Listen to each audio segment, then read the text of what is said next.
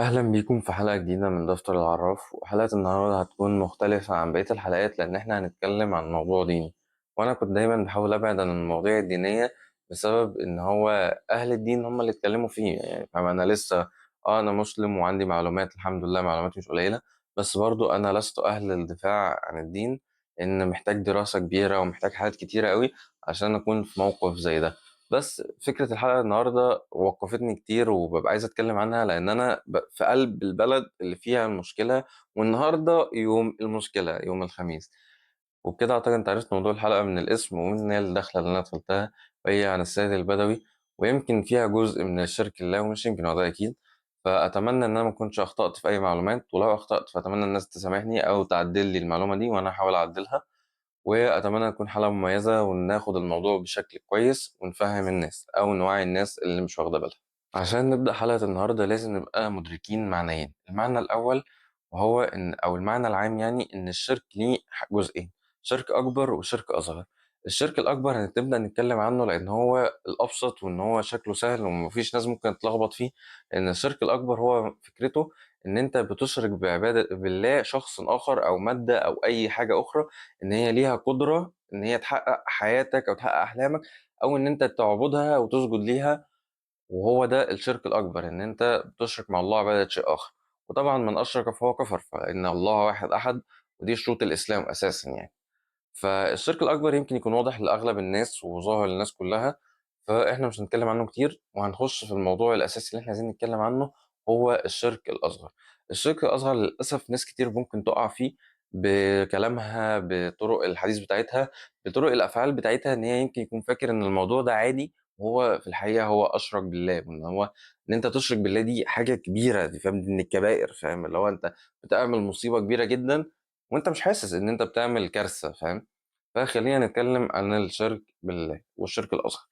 الشرك الأصغر فيه حاجة برضو للأسف معظم الشباب بتعملها الأيام دي، وهو، أو مش الشباب، الناس كلها، إن هو تحلف بغير الله.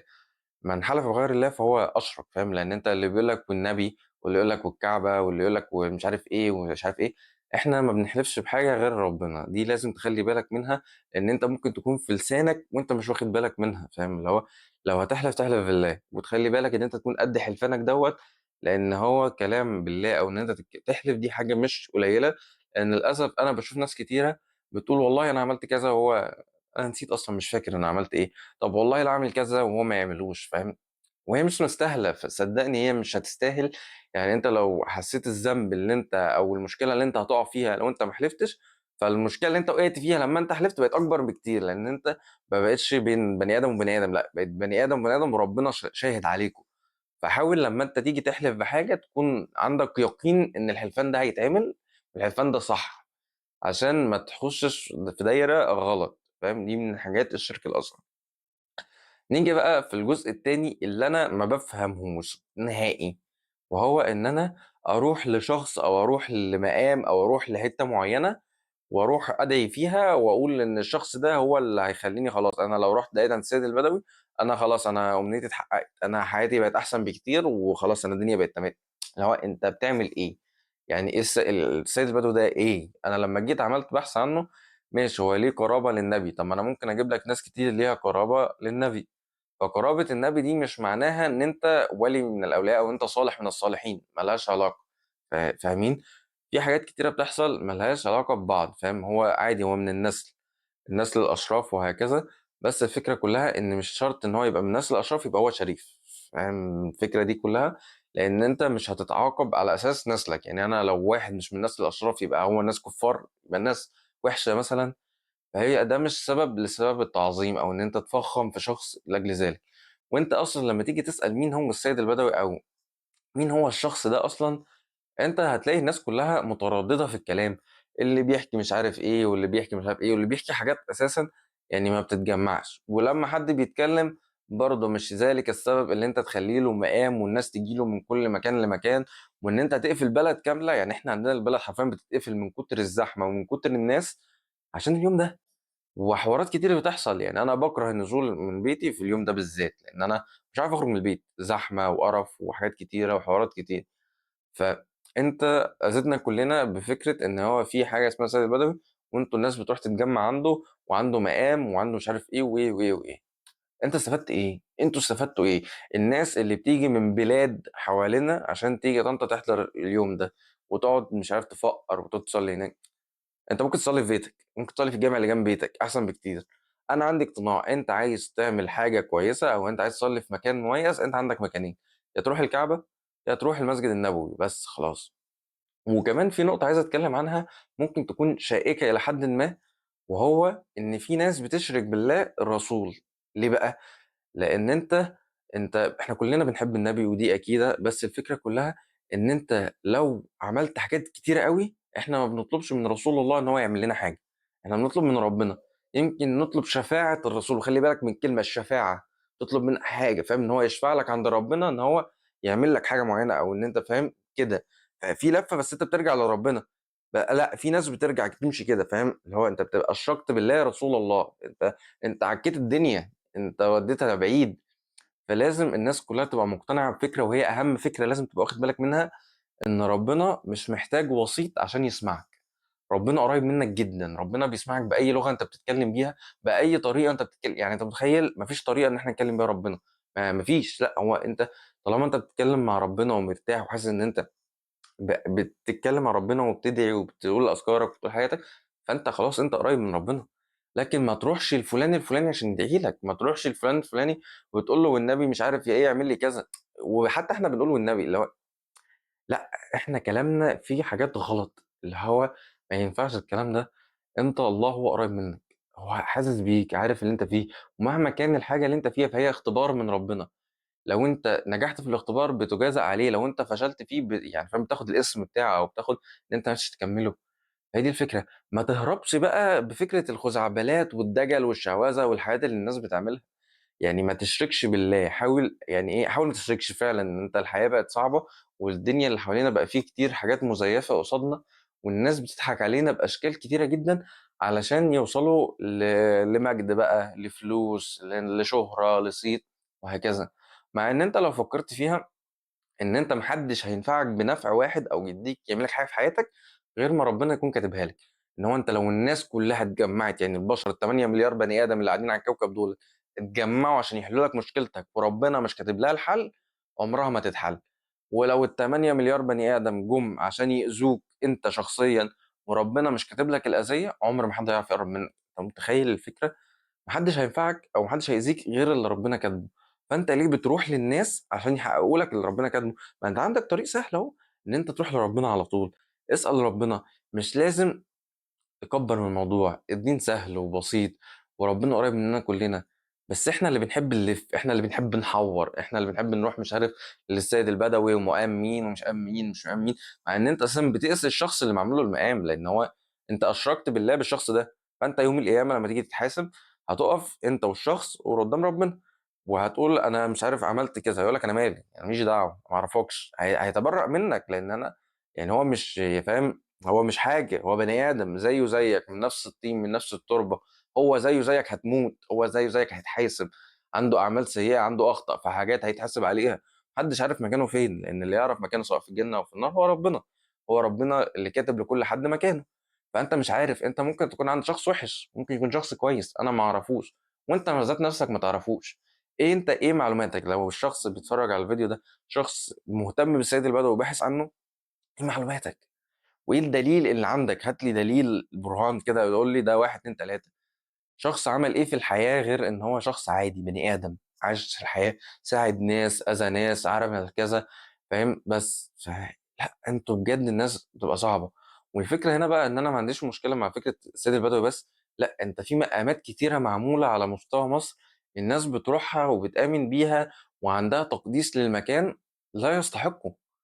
الحاجة الوحيدة المقدسة هو ربنا ومكة اللي هي الكعبة ومسجد النبوي والقرآن طبعا، فاهم؟ دي المقدسات، دي الحاجات اللي هي فعلا ليها مكانة كبيرة. لكن انت ما تجيبليش مقام شخص انه وتقول لي ده مقدس. لا، انا المسجد ذات نفسه، كل مسجد، كل جامع، كل زاوية او كل حاجة ليها علاقة بنصلي فيها، فهي دي شيء مقدس، بنحترم المكان ده. لكن وبنروح ندعي ونصلي هناك عادي. لكن مش هروح للسيد البدوي وارمي فلوس، او ايه الفلوس اللي بتترمي دي صحيح؟ يعني لا، انا في عك اللي هو انت بترشي السيد البدوي. اقنعني، انت بترمي فلوس ليه؟ وفلوس لمين؟ انت عارف الفلوس دي رايحه لمين اصلا؟ لأ، مش منطق. يعني اللي هو أنت الناس تخش ترمي فلوس، ترمي جنيهات وترمي بتاع، الفلوس دي رايحة فين؟ أنا نفسي أفهم الفلوس دي بتروح لمين؟ بتروح لفين؟ بتطلع بأنهي شكل من الأشكال؟ فلأ ده عك، أنت بترمي الفلوس لمين؟ أيوه فاهمني؟ لا منك بتتصدق بيها، ولا زكاة عنك، ولا بتديها لشخص أنت عارفه، ولا هو مفيش حاجة، مفيش حاجة في الإسلام بتقول إن أنت تدي فلوسك للمقامات، فاهم؟ لأ، هو الإسلام الفلوس للزكاة للناس القريبة، م- أماكن بتصرف فيها مالك بنية الزكاة والصدقة. أنت تروح ترمي فلوس للسيد البدوي، بترشيه، بترشوا السيد البدوي، بتدوا له فلوس عشان يجي ويعمل لكم اللي أنتوا عايزينه. هو أنا مش فاهمكم يا بتوع السيد البدوي، اشرحوا لي فهموني بترموا فلوس ليه؟ ما هو أنتوا عالم غريبة، يعني بتروح لمكان غير الله تدعيه وتقول له مش عارف يا سيد يا بدوي بتاع، وبتدي له فلوس وبتعمل حاجات وبتسافر وجاي وتعب نفسك. يا عم والله العظيم لو صليت ركعتين في بيتكم كان هيحصل نفس اللي هيحصل. انت اللي مكتوب لك مكتوب لك يا بيه، هتاخده مهما عملت ايه. لو رحت للسيد البدوي، لو رحت اللي مش عارف لمين لمين، اللي مكتوب لك هيجي لك مهما بقى انت عملت ايه. فحاول على قد ما تقدر ما تشركش، يعني حاول ما تشركش بالله حد تاني، وما تأذيش نفسك على الفاضي، لانه بجد انتوا بتحطوا نفسكم في مواقف وافكار وفكر، وان انتوا بتأذوا نفسكم، لان الفكر ده بيتورث مع الاجيال، فبتلاقي اجيال تانية عندها نفس الايمان ونفس المعتقدات، والفكره انت هتاخد ذنب اللي قبلك. فاحنا زي ما قلنا حاول على قد ما تقدر ما تشركش، لان الشرك بالله هي حاجه كبيرة جدًا ومن الكبائر، وممكن تعملها كده، كلمة واحدة بس ممكن تأذيك أذى أنت مش ممكن تتخيله. ودي الفكرة، إن في كلام الناس هتتحاسب على لسانها، اللي طالع من لسانك اللي طالع من بُقك ده أنت هتتحاسب عليه بشكل قوي جدًا، إن أنت مش متخيل كمية الحاجات اللي أنت هتتحاسب عليها بسبب كلمة، بسبب هزار، بسبب تريقة، بسبب أي سبب من الأسباب، هتتحاسب على كل ده. فخلّي بالك من كلامك، خلّي بالك أنت بتدعي فين وبتقول إيه وبتدعي لمين. وبتدعي الدعاء عامل ازاي، الصيغة بتاعته عاملة ازاي. احنا قلنا ان الكلام مع ربنا سهل، بس الكلام مع ربنا، فاهم ان انت بتدعي ربنا، مش بدعي حد عشان يوصلني لربنا. ده عك. لا، ما تحاولش تفكر ان ربنا بعيد، لا ربنا قريب منك بشكل انت مش متخيله. هو بيقول لك ان هو ربنا اقرب منك من حبل الوريد، انت شوف حبل الوريد فين وهو اقرب منك منه، فاهم؟ فانت مش محتاج لا سيد بدوي ولا محتاج اي حد عشان تدعي ربنا. عندك حاجه، ادعي ربنا وتصدق واعمل الزكاه وشوف الفروض اللي عليك وادعي، والحاجه دي هتتحقق. لو رحت سيد البدوي مش مكتوب لك انها تتحقق، عمرها ما هتحصل. مش عارف لو عملت ايه مش هتحصل. بس المصيبه بقى ان ربنا فعلا بيختبرنا ازاي؟ ان هو هيقول لك او هيوهم لك ناس ان هم بيقول لك انه بيروح للسيد البدوي وبيحقق لهم الامنيات وبيعمل لهم المعجزات وبيعمل لهم البتاع دي، وهتروح وتتمنى وتيجي وتتحقق عشان تقع تقع بقى. ما هو ده الاختبار بقى، ان انت المفروض تخرج من الاختبار ده. الاختبار ان انت لما تروح هناك هيحقق لك اللي انت عايزه. بس انت هنا بقى انت امنت ان ربنا اللي حقق لك اللي انت عايزه، ولا السيد البدوي اللي حقق لك اللي انت عايزه؟ ان دي هتفرق، لان انت كده اشركت بقى، انت كده بقى خرجت من شرك صغير هتروح لشرك كبير، لان انت كده بقيت بتسجد او بتدعي للسيد البدوي، لان هو اللي حقق لك في وجهة نظرك ان هو اللي حقق لك اللي انت عايزه. بس في الواقع مش هو اللي حقق لك اللي انت عايزه، انت ربنا اللي حقق لك اللي انت عايزه، وان ربنا قريب منك. زي ما قلنا الدنيا اللي احنا عايشين فيها دي فيها مشاكل كتير وفيها حاجات كتيرة هتبص هتضللك عن الدين، سواء شرك، سواء مش عارف إيذاء الناس، أو سواء حاجات أنت ممكن ما تاخدش بالك منها. بس حاول تراجع نفسك، راجع قرارك، راجع الفعل اللي أنت بتعمله. هل يعني أنا دايما بشكل شخصي لما باجي أعمل حاجة بقول إن أنا لو عملتها قدام رسول الله وربنا هل هيبقوا راضيين عني ولا لأ؟ حاول تحط الحته دي قدامك. لو انا هزرت مع فلان والرسول كان قاعد معايا، هل هو هيضحك وينبسط بالهزار ده، ولا هيبص لي باستحقار وان هو انت ازاي تقول كده، انت ازاي تهينه؟ يعني دايما للاسف منتشر قدام مع الشباب اللي هو الشتيمه بالاهل. طب انت متخيل ان انت بتاخد كميه ذنوب تانية؟ دي عايزه حلقه تانية نتكلم فيها. بس هي الفكره ان انا طالع النهارده اتكلم على فكره بسيطه جدا، وفكره السيد البدوي. بس الفكره ان انت لو جيت قست الفكره دي على حاجات تانية كتيره هتلاقي بلاوي، كوارث بتحصل بسبب الحاجات دي. هو انا عنديش مشكله ان في شخص صالح عمل له حاجه. يعني عايز اسال سؤال، احنا ليه ما عملناش مقام للشيخ الشعراوي؟ ما هو الشيخ الشعراوي ده شخص يعني جميل بكل مقاييس الكلمه، شخص كلنا عاشرناه. يعني انا لو قلت لك هات لي دليل ان الشيخ الشعراوي كويس هنجيب مليون دليل. انتوا ليه ما عملتوش مقام للشيخ الشعراوي؟ عشان ده غلط، انتوا عارفين ان ده غلط وده ما ينفعش. هي دي الفكره. هو مفيش مقامات للناس، الناس الصالحة احنا بنترحم عليها، هو ربنا يرحمه كل ما نفتكره، نسمعه في القرآن، نسمع حديث ليه، نسمع ناس تتكلم عنه، نسمع الخطب اللي هو كان متسجله له، نبقى قاعدين مبسوطين ان احنا بنسمع الشيخ شعراوي ونترحم عليه اللي هو الله يرحمه، لكن ما بنبنيلوش مقام. وهكذا ناس كتيرة صالحين ما بنلهمش مقام، يعني ما حدش باني مقام لابو بكر، يعني في المقبره بتاعته موجوده بس ما حدش باني له مقام ابو بكر، مفيش مقام عمر بن الخطاب، مفيش مقام عمرو بن العاص، مفيش مقام للعشر المبشرين بالجنه، ما لهمش مقامات. والفكره برضو ان في ناس ممكن تشرك بالله بيهم. خليك مدرك فكره، ودي هتبقى ختام الحلقه، ان انت فاهم ان ربنا قريب منك. وانا قلتها كذا مره وهقولها كذا مره، ان ربنا قريب منك، مش محتاج ترجمان ان حد يترجم اللغه اللي انت بتتكلم بيها، مش محتاج حد تدعيه يتوسط لك ان هو يدعي ربنا، مش محتاج اي حاجه، ربنا ما عندوش وسايط، ما عندوش حاجه مش مفهومه، ربنا عنده كل حاجه. انت روح اطلب يا عم، روح اطلب، روح اطلب من ربنا، قول له يا رب انا عايز كذا، يا رب انا عايز كذا، وامشي في كذا، يعني فاهم، امشي في الطريق اللي يوديك لكذا. لكن ما تبقاش نايم على سريرك طول اليوم او ما بتعملش حاجه وتقول يا رب انا عايز فلوس، ما انت مش الفلوس هتجيلك، انت نايم على سريرك، ما هو انت اسعى، خبط هنا خبط هنا، هتلاقي الفلوس بتجيلك، هتلاقي الرزق بيجيلك، هتلاقي الدنيا بتسهل لك. لكن الفكره ان انت تقعد تقول لي مش عارف ايه وده دي مش عارف اجيب ناس بتاع. لا، ده عك، ده عك جامد جدا. فحاولوا تخلي بالكم من حاجه زي كده.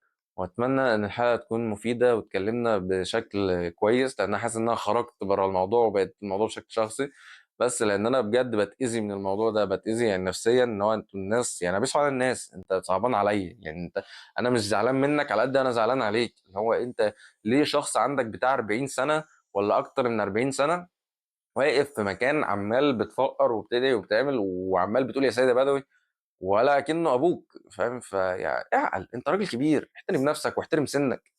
فبجد يعني اتمنى الناس تسمع الحته دي او تفهم اللي انا بقوله وبتكلم فيه، واتمنى ان هي تكون حلقه مفيده. وثانيا لو غلطت في حاجه او حاجه، اتمنى الناس تصلح لي، ما تهاجمنيش او تتكلم معايا بشكل كويس بس. واتمنى ان تكون حلقه مفيده ليكم، وانتظروا حلقه جديده من دفتر العراف. كان معاكم فارس الطراس.